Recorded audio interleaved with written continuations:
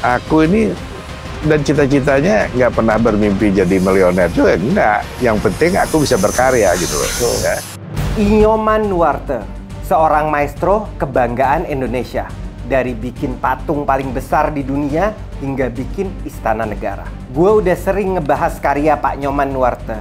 Dari yang harganya miliaran rupiah. Gokil ya. Keren sih. Lebih dari 1 M. Roughly lah segitu, tapi udah pasti lebih. Tapi hari ini gue bakal ngejelasin karya yang spesial, yaitu 5 mahakarya sang maestro. Dan buat ngebedah hal ini, gue langsung ke Nuart Sculpture Park, di mana kita bakal ngobrol sama Pak Nyoman Nuarte. Nomor 1, Monumen Proklamator. Ini adalah satu karya yang paling impactful buat Pak Nyoman Nuarte. Karena karya ini dibikin di awal karirnya beliau. Bahkan Pak Nyoman Nuarte bikin karya patung proklamasi ini saat dia masih kuliah. Sebelumnya, gue mau nanya, hal keren apa yang pernah lo lakuin saat kuliah? Iya, proklamator itu kan... Itu waktu mahasiswa, belum bisa matung itu. Tapi realisme kan itu, Pak. Nah, karena biasa bisa menang. Lawannya maestro-maestro semua kan. Baik arsitek, baik itu. Dulu ininya company besar ikut. Ada 120-an kalau nggak salah. Perusahaan besar cuma kalau yang ecek-ecek pasti nggak bisa. Tapi saya mahasiswa bisa menang. Langsung kan. Wah, udah lah, nggak enak ngomong itu. Yang senior-seniornya nggak ada nyalamin saya tuh di sekolah. Ya seperti biasa. Maka dari itu, saya sudah terlatih. Dinya itu udah terlatih, jadi nggak apa-apa. Monumen Proklamator itu dikerjakan oleh Pak Nyoman semasa beliau masih menempuh pendidikan seni di ITB. Proyek itu mungkin kalau saya tidak salah rampungnya di rentang 1977 sampai 1979. Patung ini dibuat untuk mengenang proklamasi kemerdekaan Indonesia. Itu makanya bisa lo lihat figur Bung Karno yang sedang membaca teks proklamasi dan juga Bung Hatta yang menemani di sebelahnya. Selain itu, di tengah-tengahnya ada teks asli proklamasi yang telah diperbesar 200 kali lipat. Karya ini dibuat menggunakan perunggu seberat 1,8 ton, 600 kilo untuk teksnya, dan 1,2 ton untuk kedua patungnya. Dan di belakangnya terdapat 17 tiang dengan tinggi 8 meter, dan di situ juga ada gelombang air sebanyak 45. Jadi filosofinya 17/845 atau 17 Agustus 1945, yaitu Hari Kemerdekaan Indonesia Raya. Dan kalau lo perhatiin, ada 5 tiang di depan yang menggambarkan Pancasila. Saya mengartikan itu sebagai semangat juang Indonesia untuk tetap terus berkarya, tetap terus berkembang, maju sebagai suatu negara yang utuh. Dan Monumen Proklamator ini bukan hanya menjadi karya yang penting buat beliau, tapi juga menjadi inspirasi untuk lahirnya karya-karya yang baru sampai sekarang. Contohnya karya I.R. Soekarno yang ini. Ini patung Insinyur Soekarno. Ini nantinya dibangun di Walini gitu, di daerah Jawa Barat. Ini proyeknya sedang berjalan, jadi nantinya sosok Pak Soekarno ini akan ditempatkan di tempat tersebut untuk membangkitkan semangat jiwa nasionalisme pemuda Indonesia. Kenapa lagi-lagi Pak Nyoman memilih Soekarno gitu sebagai pendiri bangsa kita, itu tidak boleh dilupakan bahwa beliaulah yang memperjuangkan kedaulatan bangsa Indonesia di samping dengan juga teman-teman seperjuangan beliau gitu. Dan kalau aku ngelihat ini mirip dengan visualnya di Proklamator. Iya, kalau di Proklamator kan mungkin ya patungnya cuman kita lihat sekilas kan statis lah. Statis. Kalau di sini kan kita bisa lihat ada semacam apa ya, suatu sifat yang dinamis mungkin ya. Bagaimana Pak Soekarno memegang tongkatnya gitu. Bagaimana juga di sini kalau kita lihat di sini ada teks proklamasinya gitu.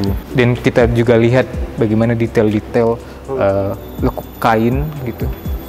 Itu mungkin suatu apa ya perkembangan dari Pak Nyoman tersebut. Nomor 2, Jalasveva Jayamahe. Karya kedua yang menurut gue adalah masterpiece ya Pak Nyoman adalah karya yang di belakang gue. Monumen Jalasveva Jayamahe atau biasa dikenal Monjaya dibuat pada tahun 90 hingga 96. Jadi ini miniatur dari patung aslinya. Lokasinya ada di Surabaya, memang dibangun untuk Angkatan Laut. Pak Nyoman mempertimbangkan sains, teknologi, dan seninya. Ini kalau patung aslinya tingginya kurang lebih 60 meter. Dari pembangunan patung inilah ditemukan suatu metode pembesaran patung tanpa distorsi yang kemudian dipakai untuk pembangunan Garuda Wisnu Kencana. Jadi ini sebagai landasan awal metode tersebut ditemukan.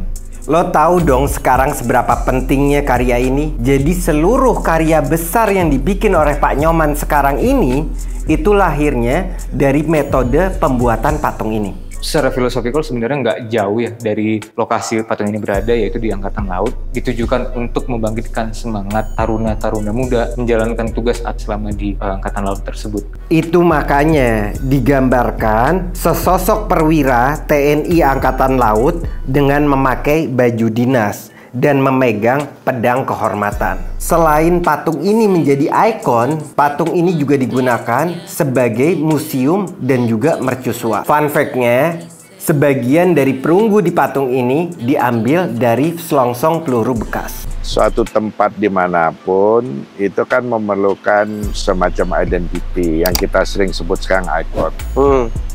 Ikon ini kan ada akibat dari kecocokan karya itu dengan lingkungan. Kalau enggak, jadi makian orang, bukan ikon lagi kan. Nah, artinya apa? Itu yang paling mudah, gitu. Jadi manusia itu memang perlu ada tanda-tanda yang seperti tadi itu yang kita sebut sekarang ikon itu untuk memudahkan. Nomor 3, karya yang sangat viral belum lama ini, yaitu patung Speed. Patung yang menggambarkan Pak Presiden Jokowi yang bekerja cepat berada di depan pintu masuk Mandalika, tempat berlaksananya MotoGP 2022. Pak Nyoman Nuarte menggambarkan Pak Jokowi sedang mengendarai motor hijau kebanggaannya, karya Katros Garage. Kami membuat motor custom yang dipakai saat peresmian sirkuit Mandalika. Nggak cuman motor itu yang warnanya hijau, tapi warna itu juga diterapkan di karya itu sendiri. Memunculkan warna patina, kita menyebutnya, itu terjadi karena proses oksidasi alami antara si tembaga dengan si udara. Tapi itu kan waktu yang cukup panjang, mungkin sekitar belasan tahun baru warna itu muncul. Tapi kenapa akhirnya kita lihat sekarang di beberapa patung Pak Nyoman juga, warna itu udah muncul duluan karena memang kita modifikasi agar warna itu cepat muncul atau terjadi proses oksidasi. Lo bayangin ya, karya yang beratnya 3 ton ini dibuat cuma dalam waktu 3 minggu. Dan salah satu ciri khas yang paling terlihat di karya ini adalah bagaimana Pak Nyoman bisa membekukan gerakan yang ada di dalamnya. Terlihat ada satu motor dan pengendaranya yang melaju pesat ke atas gitu. Sangat tercerminkan karakteristik dari Pak Nyoman, di mana dalam kekaryaan yang lain Pak Nyoman itu membekukan gerak dari suatu benda gitu. Yang kita lihat karya ini judulnya freestyle ya. Bagaimana Pak Nyoman menangkap gerak angin atau terpan angin terhadap si pengendara tersebut. Nomor 4, Garuda Wisnu Kencana. Ini adalah salah satu karya paling besar di dunia. Lo bayangin aja, ini patung beratnya 4.000 ton dan tingginya 121 meter. Buat perbandingan biar lo bisa bayangin, 9 patung Liberty bisa masuk ke dalam patung ini. Ini adalah salah satu ikon Bali di mana menggambarkan Dewa Wisnu yang sedang menunggangi Garuda, yang memiliki filosofi untuk selalu menjaga alam kita. Karya ini adalah bukti nyata bagaimana Pak Nyoman bisa menggabungkan antara sains, seni, dan juga teknologi. Itu bisa kelihatan bagaimana karya ini menggunakan 754 modul. Dan tiap modulnya berukuran 4 x 3 meter.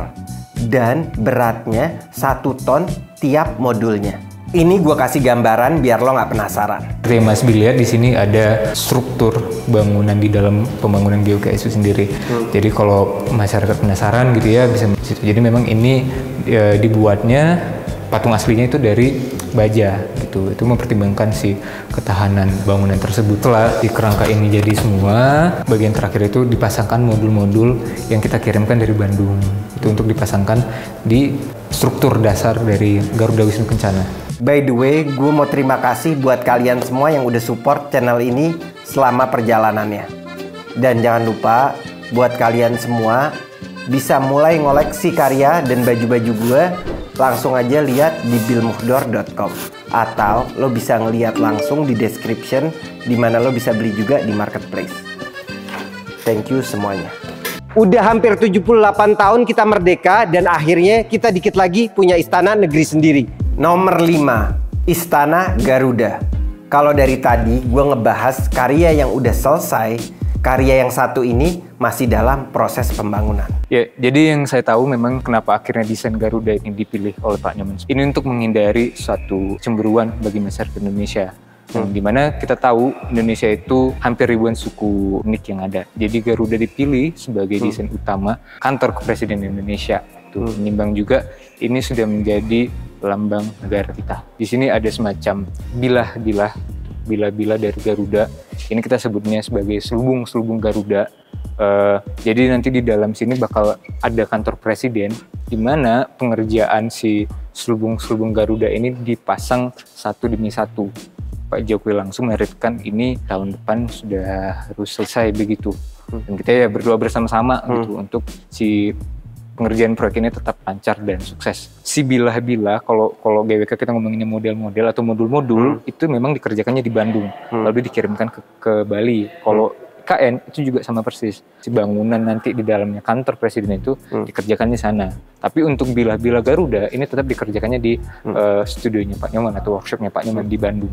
Mas, ini kan bakar di IKN, yang kontur bangunannya juga tempatnya pun bakal berbeda kan? Iya. Bisa ceritain sedikit nggak secara arsitektur apa aja yang dipikirkan sama Pak Nyoman dan kendalanya apa dari pembikinan IKN ini sendiri? Nah, kalau lo mau ngelihat lebih lanjut di mana kita ngebahas lebih dalam seperti ini. Pak, tapi setelah GWK ya, anggapannya kecelek nih Pak kalau aku ngelihat ya. Karena setelah Pak Nyoman udah mau menghibahkan, kejadiannya nggak ada yang menerima kan? Akhirnya dibeli swasta.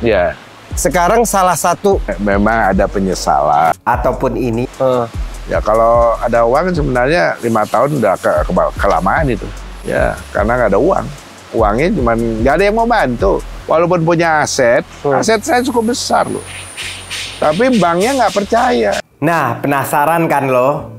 Gue bakal bahas bukan cuman kekerenannya, tapi juga masalah ilmiah di dalamnya dan kesusahan-kesusahan yang banyak orang belum tahu. Dia nggak tahu gimana harus mengurus nanam pohon satu pun belum pernah, tapi ngomongnya hebat banget, ngajarin saya banyak loh. Yang ngajarin saya pun saya tuh bengong, ini orang gila juga.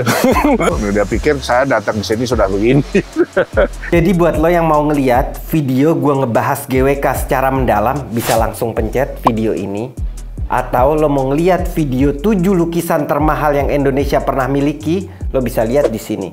Bareng gue Bill Muhdor, ayo terus kita ledakin seni di Indonesia.